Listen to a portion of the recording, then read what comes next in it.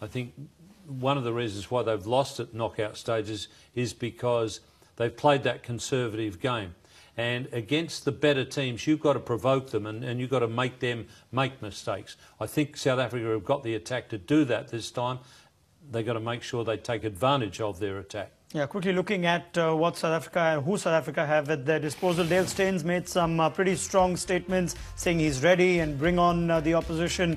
Of course, he's coming back from almost getting back to full fitness. He says he's fully fit now. Ajay, that's a formidable squad on paper. Very good squad. I mean, you might have a case of AB de Villiers not opening. Amla and de Kock might open that innings for South Africa. But generally very well balanced, and they've got spin to go with it. Just the depth of the squad is very good. Generally, you know, South Africa has always been a good team, but the explosiveness in their batting and spin to go with it, which might play a part in this tournament, makes them a formidable team. They've got the best win-loss ratio in Asia from amongst all the other teams. They're a good recent limited over series against India. Does that make South Africa that much stronger than maybe other international teams?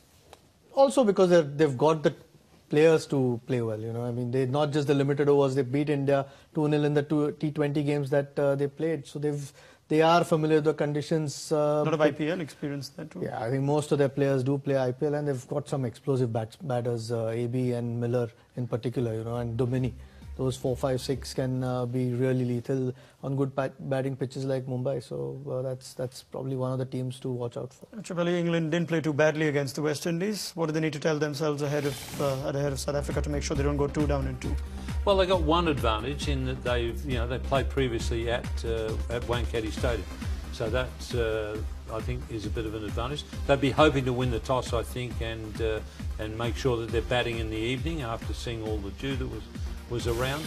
I'm just not totally convinced by that opening combination. And maybe they've got to think about moving Moeen Ali up to the top of the order, particularly if teams are going to attack them with spin early on. He's a good player of spin bowling. You've also got the left and right hand combination. But England don't need to panic, but they need to win. Quick word on England, Ajit? Yeah, I mean, 2 ways of looking at it.